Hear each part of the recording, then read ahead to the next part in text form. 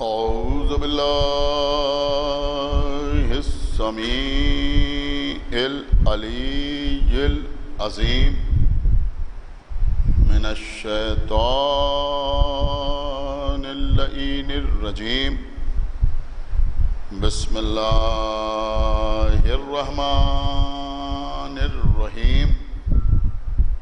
الحمد لله الذي هدانا لهذا وما كنا لنهتدي لولا أن هدانا الله.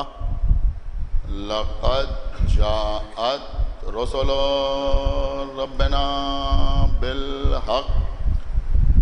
الصلاة والسلام على صاحب الدين والإسلام والحل والحرام والركن والمقام والصلاة والصيام والسجود والقيام والشريعة والأحكام والحجة والبرهان والمحبة والعرفان والحق والبيان والكتاب والقرآن.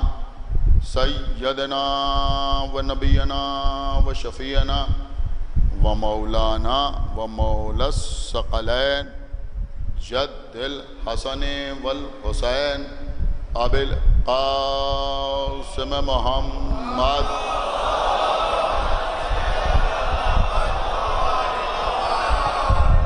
وعلى أهل بيته الطيبين الطاهرين المعصومين المظلومين المنتخبين المنتجبين الذين أذهب الله عنهم الرجس وطهرهم تطهيرا.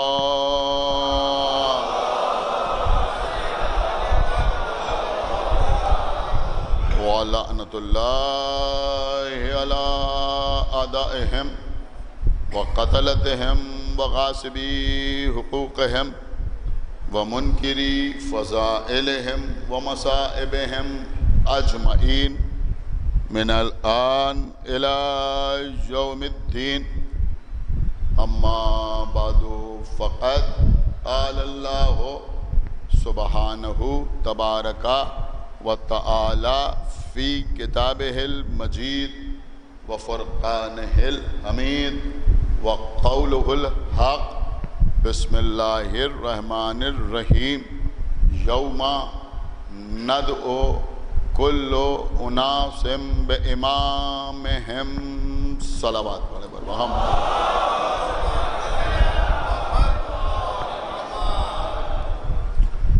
حضرات، اس سال اس عشرہ مجالس کا عنوان ہے امام اور امت.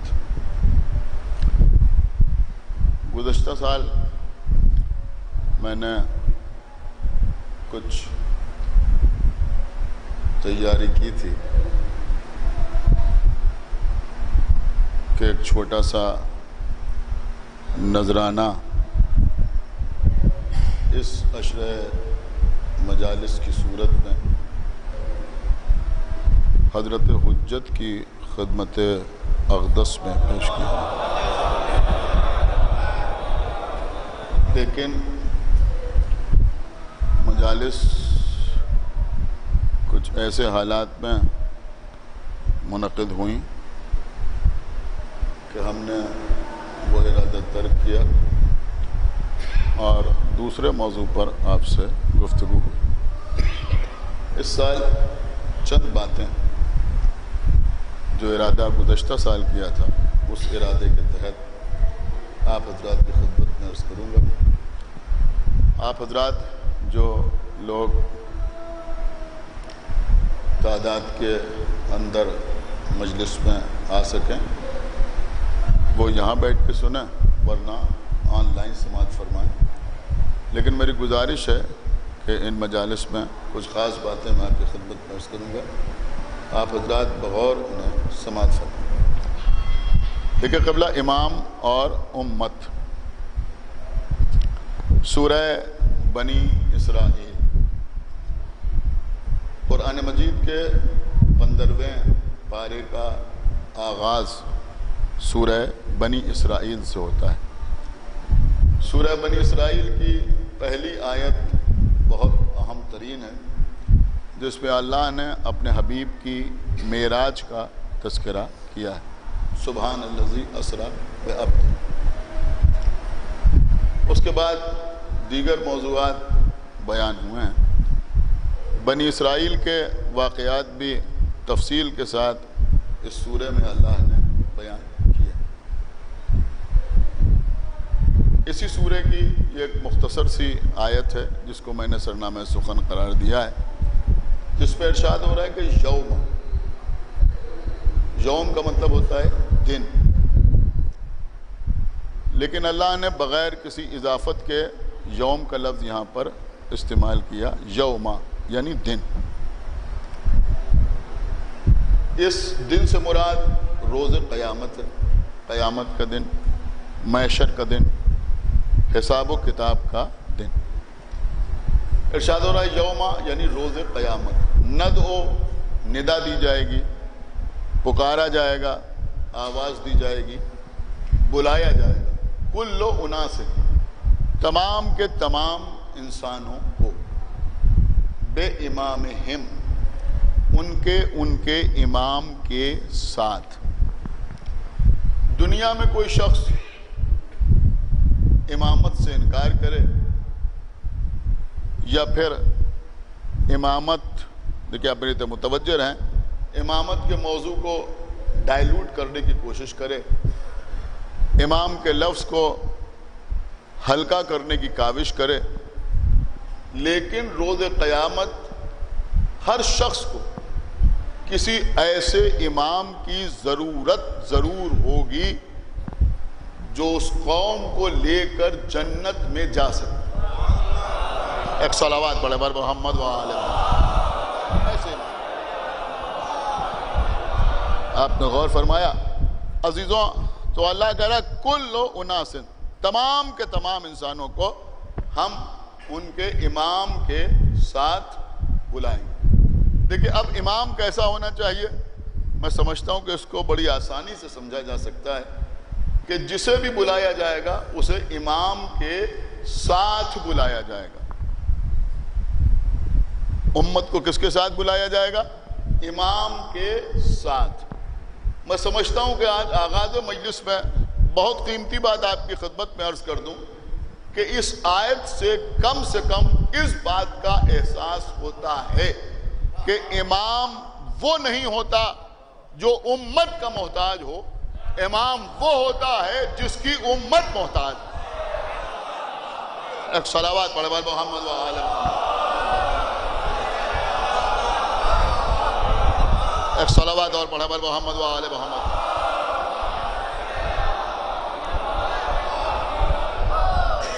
دیکھیں قبلہ، اب اس بات کی تھوڑی سی وضاحت کے لیے آپ کی خدمت میں عرض کروں کہ ہمارے علماء تو مولا متقیان کی خدمت میں اپنے قلم کے ذریعے، اپنی زبان کے ذریعے، اپنی تحریر کے ذریعے نذرانہ عقیدت پیش کرتے رہے اور آج بھی الحمدللہ پیش کرنے کا سلسلہ جاری ہے، لیکن اہل سنت کے بڑے بڑے علماء نے اپنی کتابوں میں اس بات کو تحریر کیا ہے کہ مولا کائنات کے سب سے بڑا عالم ہونے کی دلیل، انہوں نے واقعات نہیں لکھے، مناظرے نہیں لکھے، مولا علی کے جوابات نہیں لکھے، یعنی دوسری مقامات پر لکھے، لیکن یہاں پر یعنی مولا علی کے سب سے بڑا عالم ہونے کی دلیل کے طور پر انہوں نے ایک جملہ لکھا ہے جس کو میں سمجھتا ہوں یہ مجمع نہ سمجھے گا تو کون سمجھے گا۔ انہوں نے لکھا کہ علی کے سب سے بڑا عالم ہونے کا ثبوت اور دلیل یہ ہے کہ تمام صحابہ علی سے سوال کرتے ہوئے نظر آئے، علی کسی سے کچھ پوچھتے نظر نہیں آئے۔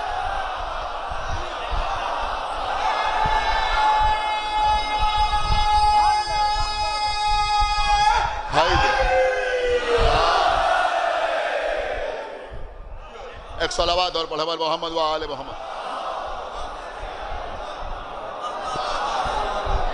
ایک صلوات اور پڑھے بر محمد وآل محمد۔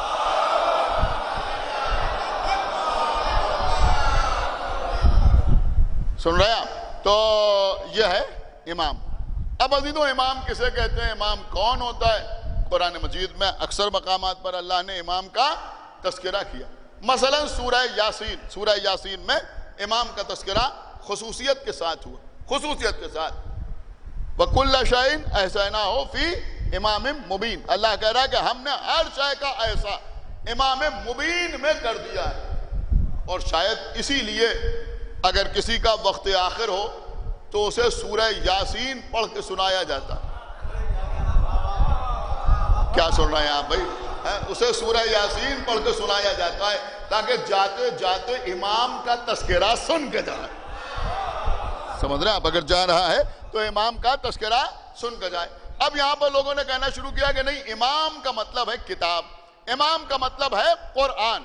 یعنی امام کسے کہتے ہیں؟ انہوں نے کہا صاحب قرآن کو امام کہتے ہیں. حقیقت میں اللہ نے کہا کہ ہم نے اس قرآن میں، اس کتاب میں تمام اشیاء کو جمع کر دیا ہے. تو امام سے مراد کیا ہے؟ کہ امام سے مراد قرآن.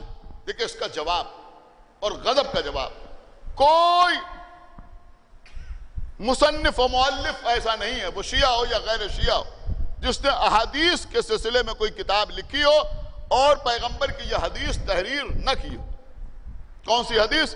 کہ اللہ کے رسول نے ارشاد فرمایا. دیکھیں میں آغاز گفتگو کر رہا ہوں اور انشاءاللہ ان 9 مجالس پہ موضوع کے تحت ہی گفتگو ہوگی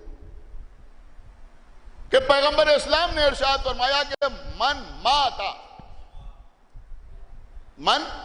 ماتا جو مر گیا ولم یعرف امام زمانے ہی. کیا سن رہا ہے یہ زمانہ؟ ماتا میتتن جاہلیہ، جو مر گیا بغیر اپنے زمانے کے امام کو پہچانے ہوئے، وہ جہالت کی نہیں بلکہ جاہلیت کی موت مرا، گمراہی کی موت مرا. دیکھیں پیغمبر کے جملوں کو سمجھے. آج کی مجلس کا جو موضوع ہے وہی میں آپ کی خدمت میں عرض کر رہا ہوں. پیغمبر نے یہ نہیں فرمایا کہ جس نے امام کو نہ پہچانا اور مر گیا وہ جاہلیت کی موت مرا، بلکہ پیغمبر نے فرمایا کہ جس نے اپنے زمانے کے امام کو نہ پہچانا. دیکھیں یہ پورا عشرہ سرکار حجت کی بارگاہ میں پیش ہے. پوری توجہ آپ حضرات کی چاہتا ہوں کہ جس نے اپنے زمانے کے امام کو نہ پہچانا وہ جاہلیت کی موت مرا، جاہلیت کی موت مرا. اس کا مطلب کیا ہوا کہ اگر مولا علی کا اقرار کیا لیکن امام حسن کے زمانے میں امام حسن کا انکار کر کے مر گئے تو جاہلیت کی موت.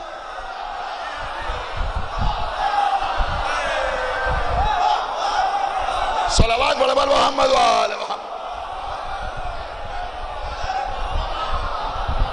سنیے قبلہ ہے، امام حسن کو مانا، امام حسین کی امامت کا انکار کیا تو جاہلیت کی موت پڑا. ان کو بھی مانا، امام زین العابدین کا انکار کیا تو جاہلیت کی موت پڑا. جس نے اپنے زمانے کے امام کو نہ پہچانا وہ جاہلیت کی موت پڑا. دیکھیں اس سے بڑی کوئی دلیل میں آپ کی خدمت میں پیش نہیں کر سکتا. اب لوگ کہتے ہیں امام سے مراد ہے قرآن. ہمیں یہ بتاؤ. اب دیکھتا ہوں پورے مجمع میں کون خاموش رہتا ہے کہ اگر امام سے مراد قرآن ہے تو پیغمبر کی اس حدیث کا مطلب کیا ہے کہ جس نے اپنے زمانے کے امام کو نہ پہچانا. کیا ہر زمانے کا قرآن الگ الگ ہے؟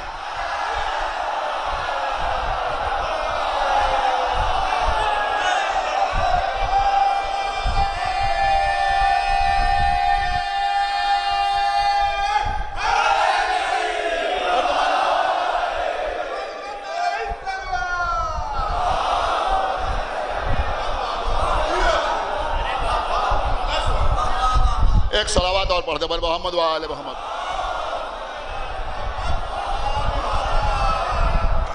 دیکھیں قبلہ، قرآن بھی ہمارا اور امام بھی ہمارا. اس لیے کہ یہ قرآن بھی کسی اور کے امام کی تعریف نہیں کرتا، ہمارے ہی امام کی تعریف کرتا ہے، ہمارے ہی امام کی تعریف کرتا ہے. اور چھوٹے امام باڑے میں صبح 9 بجے مجلس ہو رہی ہے اور وہ بھی آن لائن ہو رہی ہے پنجتن چینل پر، اور اس کا موضوع ہے قرآن اور انسان. آپ حضرات اس کو دیکھیں ضرور، اس لیے کہ اس سال یہ موضوع بڑا گرم رہا ہے، بہت توجہ آپ حضرات کی چاہتا ہوں۔ حالانکہ کسی کو کچھ کہنے سے یا کوئی بیان دینے سے نہ اللہ کے کلام پر کوئی فرق پڑتا ہے، نہ قرآن پہ کوئی فرق پڑتا ہے، نہ اہل بیت پہ کوئی فرق پڑتا ہے، لیکن ایک بات کا جواب میں دیتا چلوں کہ جو کچھ لوگ چڑھ کے آ رہے ہیں اور یہ کہہ رہے ہیں کہ صاحب آپ ہی میں سے ایک آدمی سامنے آ گیا، آپ کیا کہتے ہیں؟ اما کہاں کی بات کرتے ہو، کہاں کی بات کرتے ہو؟ تم کہہ رہے ہو آپ کی قوم میں سے کوئی سامنے آیا۔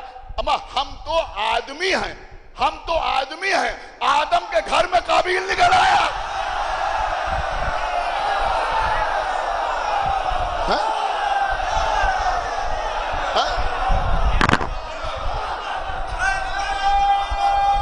آدم کے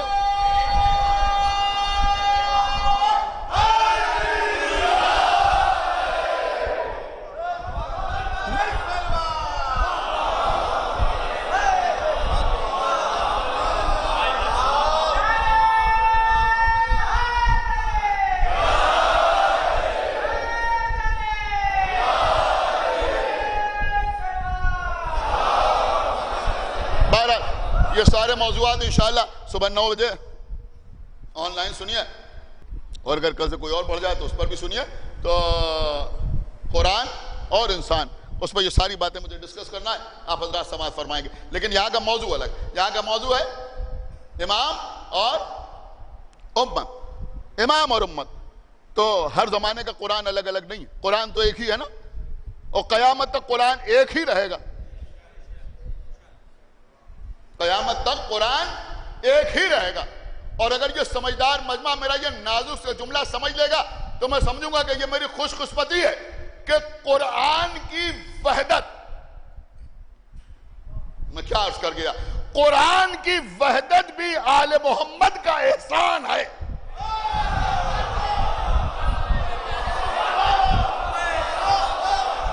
بھئی ایک صلوات پڑھے بر محمد و آل محمد۔ وحد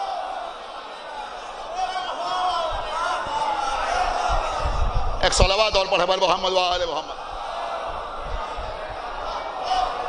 یہ قیامت تک جو قرآن ایک تھا، ایک ہے، اور قیامت تک قرآن ایک رہے گا۔ اب نبی کیا فرما رہے ہیں کہ جس نے اپنے زمانے کے امام کو نہ پہچانا، اپنے زمانے کے امام کو نہ پہچانا، وہ جاہلیت کی موت مرا۔ اور سنیے عزیزوں، اس حدیث سے کوئی انکار بھی نہیں کر سکتا۔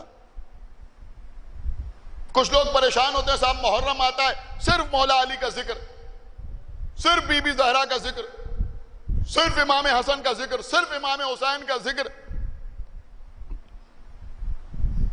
آپ اور کسی کا ذکر نہیں کرتے، آپ اور کسی کا ذکر نہیں کرتے۔ لوگوں کو غلط فہمی ہے، یا پھر یہ کہ زبان سے واقف نہیں ہے، لہذا یہ کہتے ہیں ہم دوسروں کا بھی ذکر کرتے ہیں، مدح صرف آل محمد کی کرتے ہیں۔ ایک صلوات پڑھے بر محمد و آل محمد۔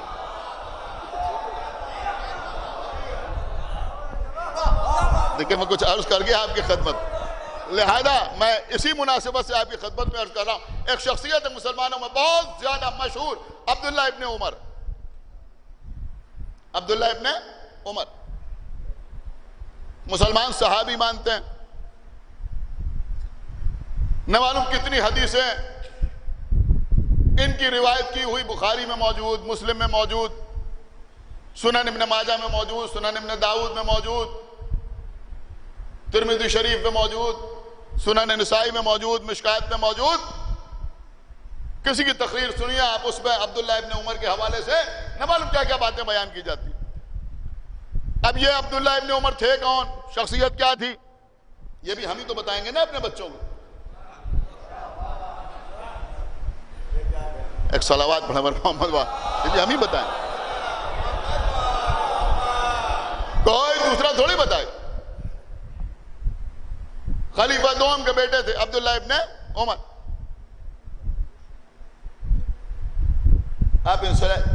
آپ دیکھیں ویکیپیڈیا اٹھا کے دیکھیں عبداللہ ابن عمر کا، تو ان کی ایک پہچان ہی یہ بیان کی گئی ہے کہ ان کی رائے ہمیشہ مولا علی کے خلاف رہتی تھی۔ ایک صلوات پڑھیں بر محمد والے محمد. یہاں تو ایک صلوات اور پڑھ دے بر محمد محمد صلی اللہ علیہ وسلم. یعنی یہ جملہ سب نے لکھا ہے عبداللہ ابن عمر کے لیے کہ ان کی رائے ہمیشہ مولا علی کے خلاف رہتی تھی. اور بھی بہت سی چیزیں ان کے بارے میں لکھی. ایک بات بہت پر لطف ان کے سلسلے میں یہ لکھی ہے کہ جب خلیفہ دوم کا آخر وقت آیا اور لوگوں نے پوچھا کہ آپ کے بعد خلیفہ کون ہوگا، تو انہوں نے کچھ نام لیے. فلاں ہوتا تو اسے بنا دیتا، اب وہ ہوتا تو اسے بنا دیتا. اب یہ موضوع نہیں ہے جو میں عرض کروں. وہ ہوتا تو اسے بنا دیتا، اب وہ ہوتا تو اسے بنا دیتا، اب فلاں ہوتا تو اسے بنا دیتا. تو سنیے گا، کسی نے کہا کہ آپ عبداللہ ابن عمر کی خلافت کا اعلان کیوں نہیں کرتے؟ حالانکہ برا حال تھا، زخمی تھے،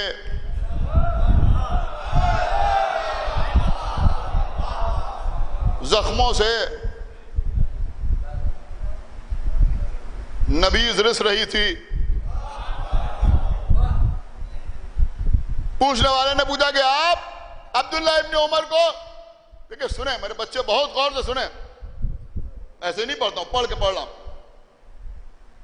کہ آپ عبداللہ ابن عمر کو خلیفہ کیوں نہیں بنا دیتے؟ تو خلیفہ دوم نے کہا کہ کیا میں اس کو خلیفہ بناؤں جس کو اپنی زوجہ کو ٹھیک سے طلاق دینا نہیں آتا؟ سنیے بھائی، ایک صلوات پڑھے بر محمد والے محمد. دیکھیے سنیے یہ بہت آرگومنٹری چیز ہے جو میں نے آپ کی خدمت میں پیش کر دی. کہ کیا میں اس کو خلیفہ بناؤں جس کو ٹھیک سے اپنی زوجہ کو طلاق دینا نہیں آتا؟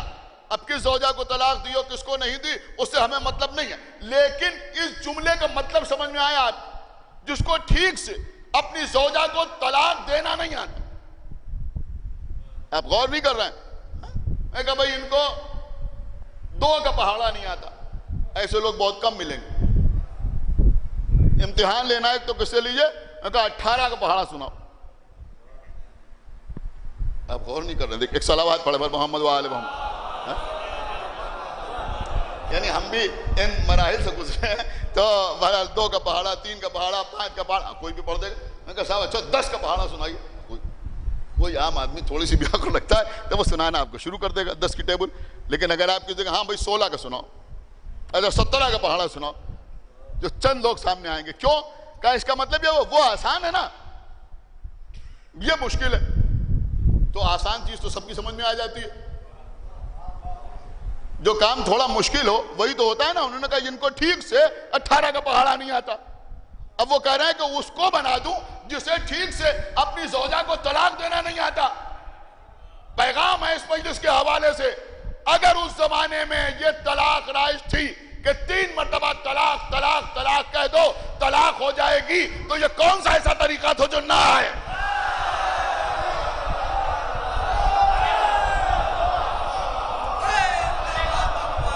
بھائی صلوات پڑھے بر محمد وآل محمد.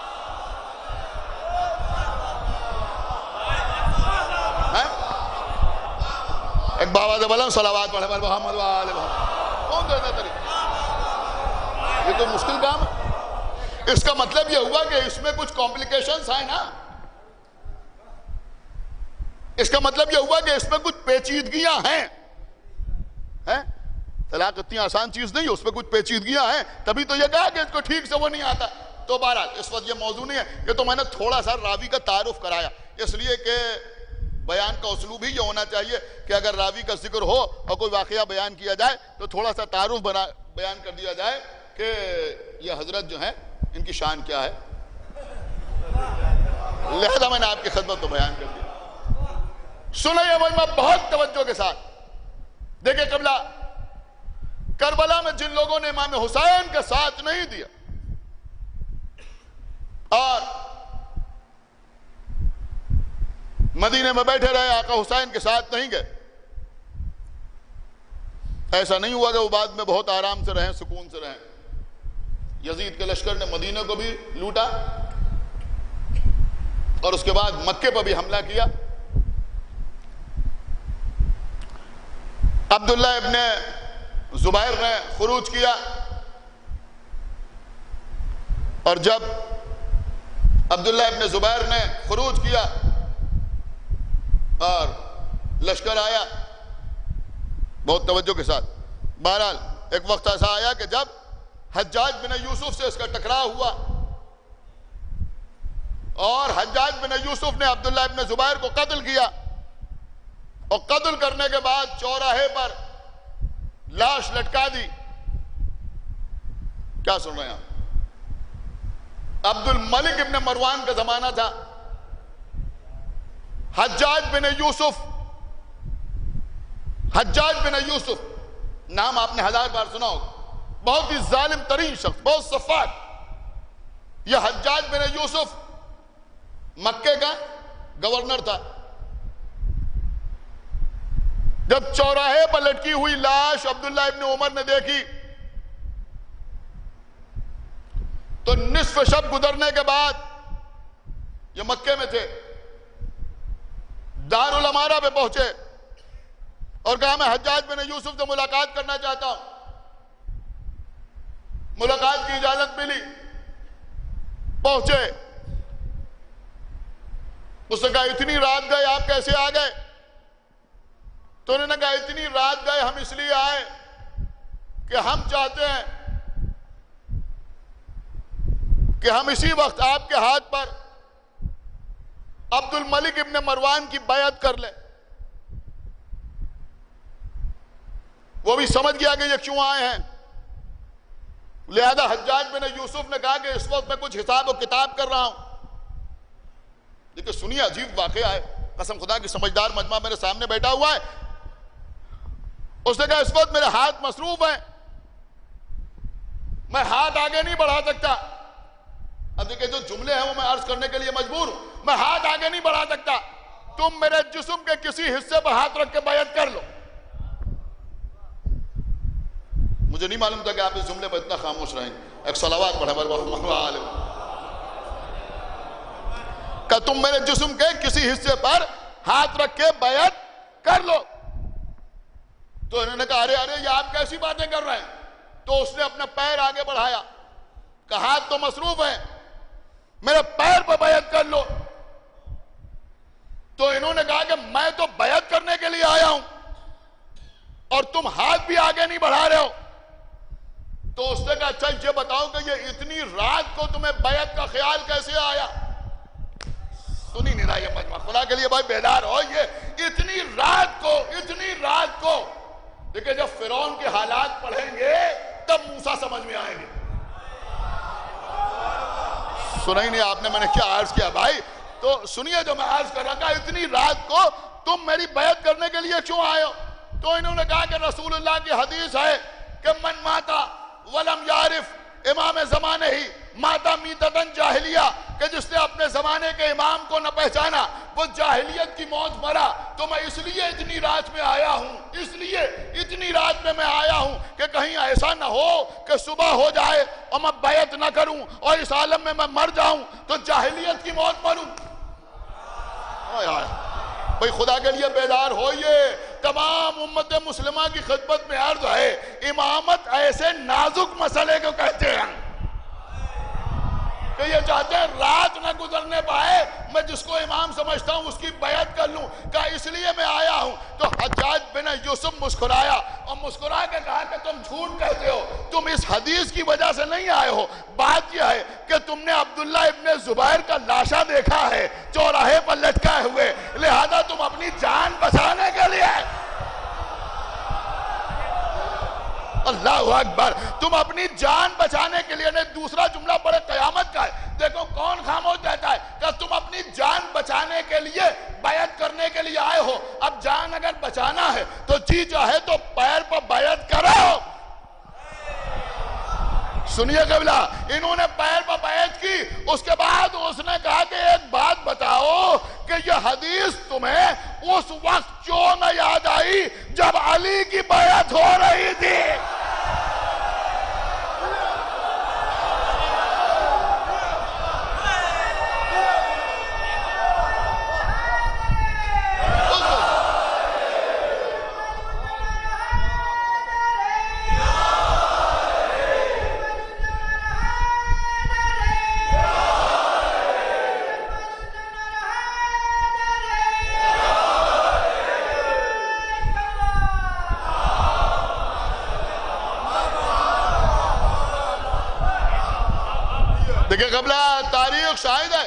آقا حسین نے خانہ کعبہ کو چھوڑ دیا، حج کو عمرے سے بدل دیا. کیوں؟ کہ خانہ کعبہ میں حاجیوں کے بھیس میں قاتل نظر آئے، چھوڑ کے چلے گئے. عبداللہ ابن زبیر وہی مارا گیا، وہی مارا گیا. اب سنیے سورہ آل عمران کی آیت نمبر 97 آیت نمبر 97 سورہ آل عمران. ہمارے اور آپ کے چھٹے امام، امام جعفر صادق علیہ السلام.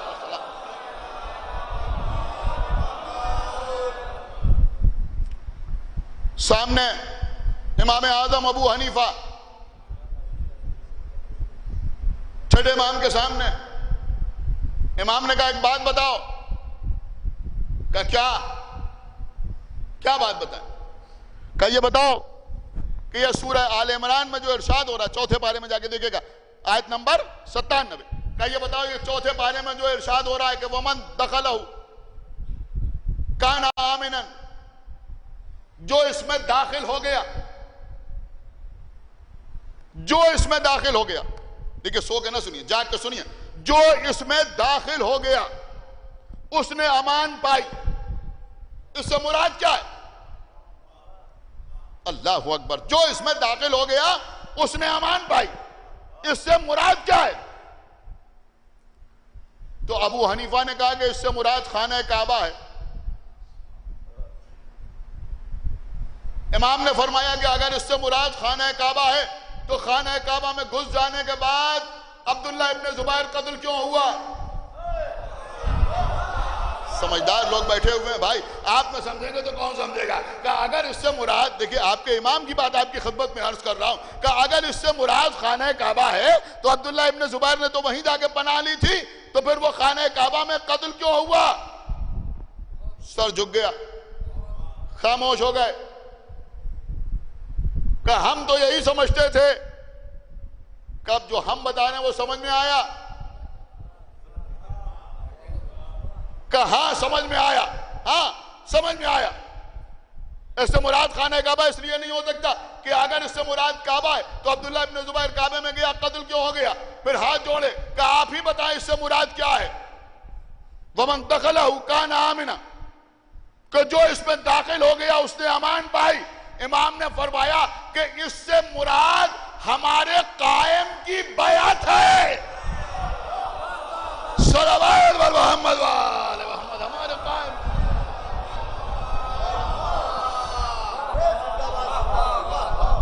اس لیے کہ جب وہ تشریف لائیں اور خانہ کعبہ کے قریب آ کے کھڑے ہوں گے تو بیعت کرنے والوں کو فلائٹ نہیں بک کرنا پڑے گی، گاڑی سے نہیں جانا ہوگا.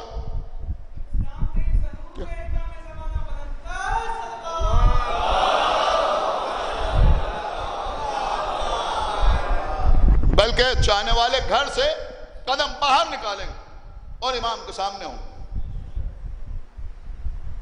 اس وقت جو امام کی بیعت کرے گا وہی امان میں ہوگا، اس کے علاوہ کوئی اور امان میں نہیں ہوگا. عزیزوں، بس یہی ہمارا عقیدہ، یہی ہمارا نظریہ ہے کہ ہمارے دین کا، ہمارے ایمان کا، ہمارے عقیدے کا، ہماری کتاب کا، ہمارے قرآن کا وارث زندہ ہے.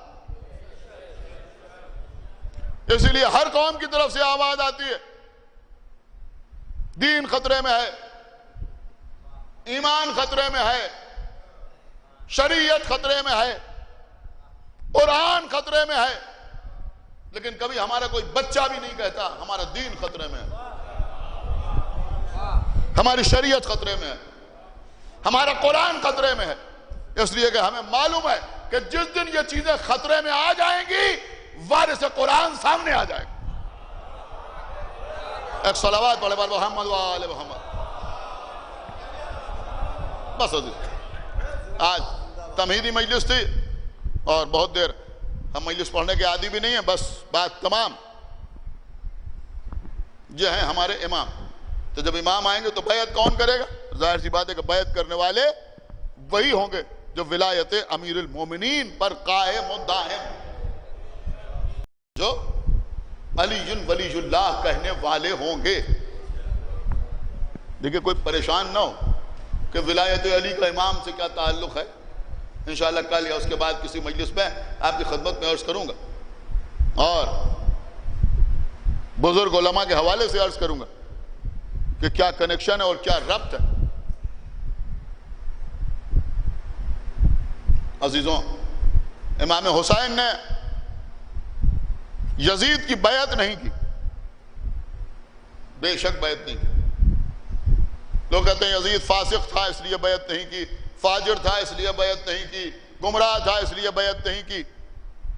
نہیں، بات یہ ہے کہ حسین امام تھے،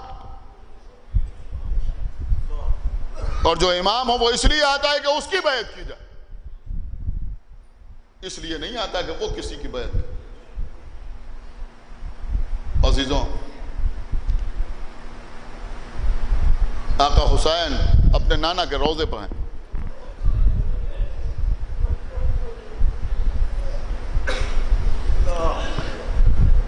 ولید کے دربار سے قاصد آتا ہے، آپ کو بلایا گیا۔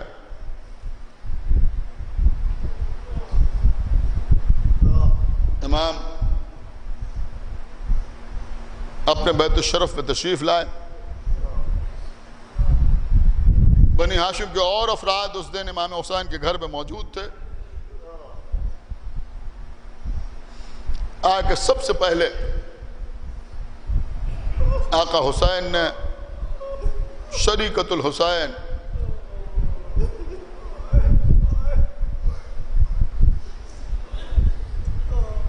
ثانی زہرا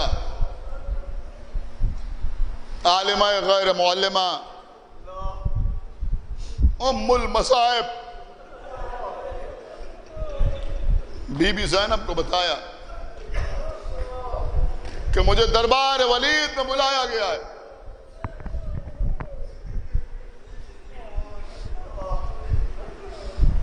بی بی زینب نے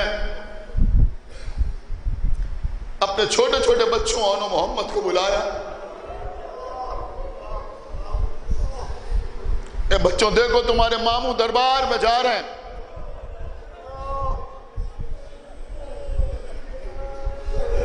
تم ماموں کے ساتھ ساتھ جاؤ۔ دیکھو، اگر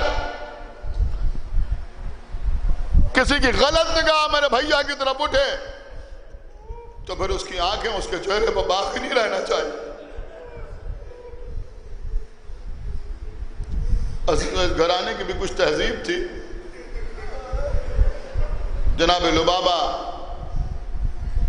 آقا عباس کی زوجہ یہ منظر دیکھ رہی تھی۔ خطیب آل محمد علامہ اظہر حسن زیدی عجب منظر کشی فرماتے تھے۔ وہ فرماتے تھے کہ زوجہ عباس نے یہ منظر دیکھا، تھوڑا دور کھڑی تھی، یہ نہ سنا کہ آقا حسین نے بی بی زینب سے کیا کہا، اور یہ بھی نہ سن سکی کہ زینب نے اپنے بچوں سے کیا کہا، لیکن دیکھ کے یہ سمجھ گئی کہ کچھ نہ کچھ مسئلہ ضرور ہے۔ دوڑتی ہوئی اپنے حجرے میں پہنچی، جا کے دیکھا کہ آقا عباس اپنے بستر پر ہیں اور ان کے چھوٹے صاحبزادے ان کے سینے پر کھیل رہے ہیں۔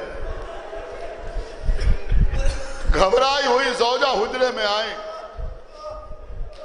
عباس نے زوجہ کو دیکھا،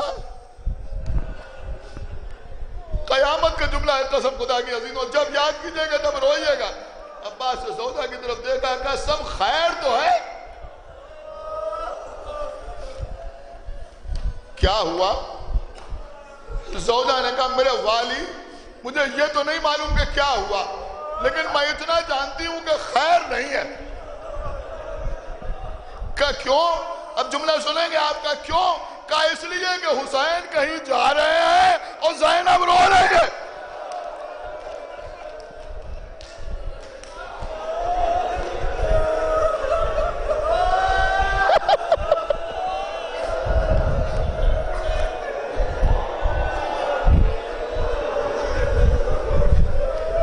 جزاکم اللہ خیر الجزا۔ خدا آپ کو کسی غم میں نہ رلائے سوائے غم امام حسین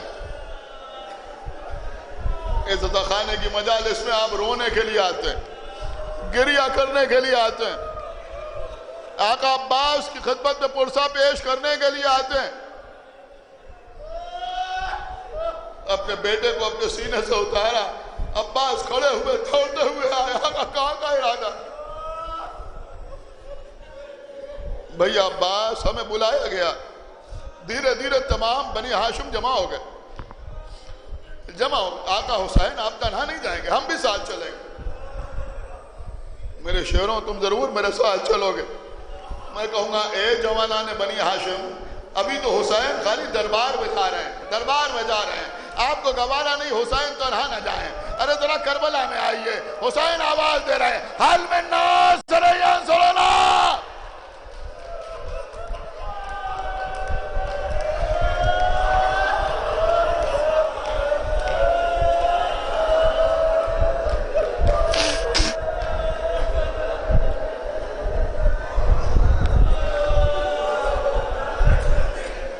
سنی عزیزوں، آقا حسین چلے، بنی ہاشم کے شیر حسین کے ساتھ ساتھ، قصر کے دروازے پر پہنچے، کہا آپ لوگ یہیں ٹھہریں۔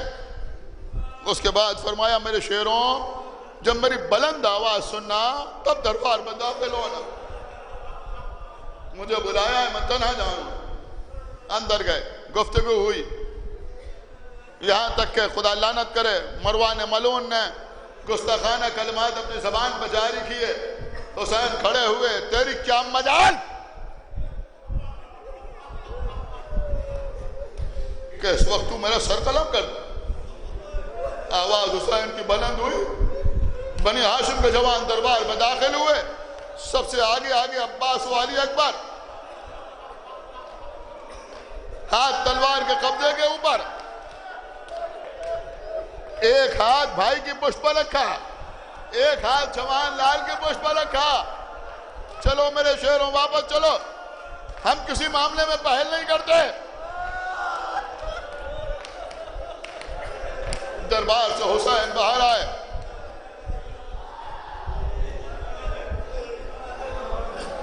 حسین دربار سے باہر آئے۔ ہاں عزیزوں، شب عاشور ہمارے شہر میں علم اٹھتا ہے،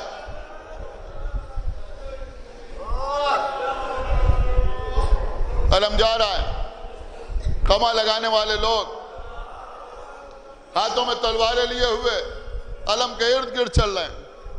کبھی آپ نے یہ منظر دیکھا عزیزوں؟ یہاں حسین بیچ میں، چاروں طرف بنی ہاشم کے جوان، ہاتھوں میں تلواریں، حسین کو تلواروں کے سائے میں لے کے آ رہے ہیں۔ ایک مرتبہ حسین کے کانوں میں کسی کی سسکیوں کی آواز آئی، کہا رہے یہ کون رو رہا ہے، یہ کون آنسو بہا رہا ہے؟ آواز آئی، آقا یہ آپ کا غلام۔ اے میرے بھیا کیوں روتے ہو؟ کہا رو اس بات پہ رہا ہوں کہ اگر شہزادی زینب نے پوچھ لیا عباس دربار میں کسی کی زبان پر میرے بھیا کے سر کا نام آیا،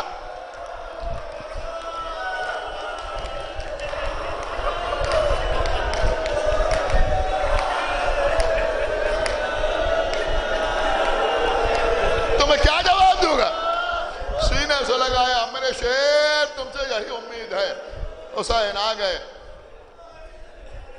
عزیزوں، اب حسین نے سفر کی تیاری شروع کی، سفر کی تیاری آقا حسین نے شروع کی۔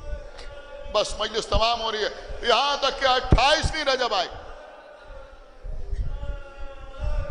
امام حسین جانے کی تیاری کر رہے ہیں، سب سے رخصت ہوئے، نانی کے پاس آئے، بی بی ام سلمہ کے پاس، ہم جا رہے ہیں۔ اے بیٹا کہاں جا رہے ہیں؟ کہ نانی ہم عراق جا رہے ہیں۔ اے بیٹا عراق جا رہے ہو؟ اے بیٹا عراق کے لوگ اچھے نہیں ہیں، کوفے کے لوگ مناسب نہیں ہیں۔ اے بیٹا کہاں جا رہے ہو؟ نانی ہمیں وہیں جانا ہے، اس لیے کہ ہماری شہادت کربلا میں ہونا ہے۔ اے نانی ہمارا جانا ضروری ہے نانا کے دین کو بچانے کے لیے۔ ام سلمہ نے آنسوؤں سے بھیگا ہوا چہرہ اٹھایا، میرے لال تم جا رہے ہو شہادت پیش کرنے کے لیے، تو پھر ان بیویوں کو ساتھ لے کے کیوں جا رہے ہو؟ یہ زینب کیوں جا رہی ہیں؟ یہ ام کلثوم کیوں جا رہی ہیں؟ قیامت کا جواب ہے آقا حسین کا، جب یاد کیجئے گا تب مجھے دعاؤں میں یاد رکھیے گا، آنکھوں میں آنسو ضرور آئیں گے۔ آقا حسین کہتے ہیں نانی انہیں ساتھ لے جانا اس لیے ضروری ہے کہ لوگ بھیا حسن کی شہادت کی طرح ہماری شہادت پر پردہ نہ ڈال دے۔ یہ ہماری بہنیں کائنات کو بتائیں گی کہ کربلا کے میدان میں کسے قتل کیا گیا، اور کربلا کے میدان میں جو قتل ہوا اس کا قاتل کون ہے، اور کس لیے حسین کو قتل کیا گیا۔ بی بی ام سلمہ روتی ہوئی کھڑی ہو گئی، میرے لال حسین تمہارے نانا نے بھی یہ واقعہ مجھ سے بیان کیا تھا، اور صرف واقعہ نہیں بیان کیا تھا بلکہ باعجاز ایک مشت خاک اٹھا کر مجھے دی تھی اور کہا تھا کہ اسے شیشے میں رکھ لو، جب یہ خاک خون ہو جائے تو سمجھ لینا کہ میرا حسین مارا گیا۔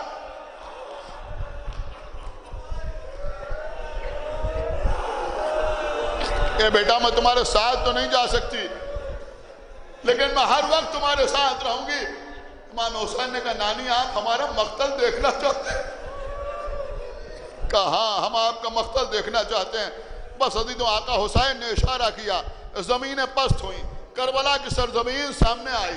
یہ تو آپ سنتے ہیں لیکن خالی کربلا کی سرزمین سامنے نہیں آئی۔ مولوی ظفر حسین صاحب امروہوی، ظفر حسن صاحب امروہوی نے اپنی کتاب میں مکمل منظر پیش کیا ہے۔ وہ کہتے ہیں کہ خالی کربلا کی سرزمین سامنے نہیں آئی بلکہ روز عاشورہ کا منظر سامنے آ گیا۔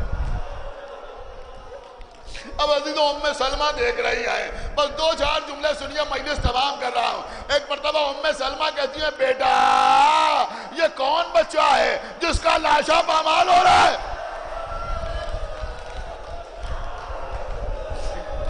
اے بیٹا یہ کون بچہ ہے جس کے لاشے پر گھوڑے دوڑ رہے ہیں؟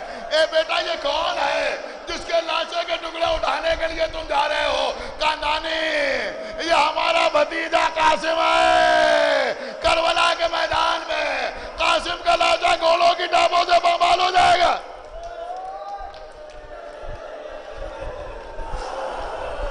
اور میں سلمہ روتی رہی، گریہ کرتی رہی۔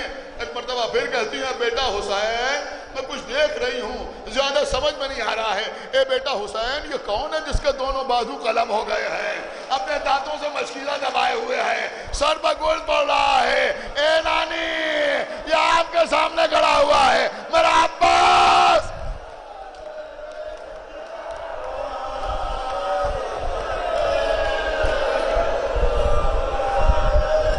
روتی رہی ام سلمہ۔ اے بیٹا حسین یہ کون ہے جس کے سینے سے تم برچھی نکال رہے ہو؟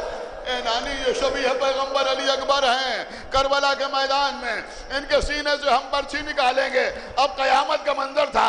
ایک مرتبہ ام سلمہ نے غور سے دیکھا، اے بیٹا میں ایک منظر اور دیکھ رہی ہوں، ایک بلندی ہے اس پر کوئی شخص کھڑا ہوا ہے، ہاتھوں پر چھوٹا سا بچہ ہے، بچے کے لیے پانی مانگ رہا ہے، بچہ پیاسا ہے لیکن بچے کو تیر مارا جا رہا ہے۔ اے نانی یہ میرا علی اصغر ہے، یہ روز عاشور 6 مہینے کا ہوگا، میں بچے کے لیے پانی مانگوں گا، میرے بچے کو تیرے سے شعبہ کا نشانہ بنایا جائے گا۔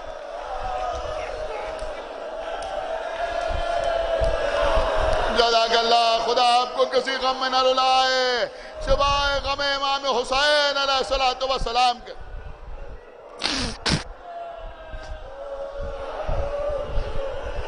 بس مجلس تمام ہو رہی ہے، اس کے بعد جناب ام سلمہ سے کہا نانی ذرا اور غور سے دیکھیے۔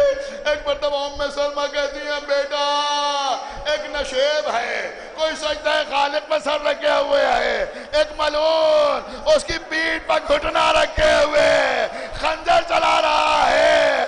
ارے بیٹا یہ کون مظلوم ہے جس کی مدد کرنے والا کوئی نہیں، جس کے پاس آنے والا کوئی نہیں؟ کہا نانی ذرا غور سے دیکھیے یہ آپ کا حسین ہے، کربلا کے میدان میں وقت عصر سجدے میں میرا سر ہوگا، شمر کا خنجر چل رہا ہوگا، زمین کربلا لرز رہی ہوگی، آسمان خون کے آنسو رو رہا ہوگا۔ اے نانی خاک خون ہوگی، ارے میری بہن تڑپ رہی ہوگی کہ پسر سال تو کھڑا دیکھ رہا ہے وہ سگاہ رسالت پخن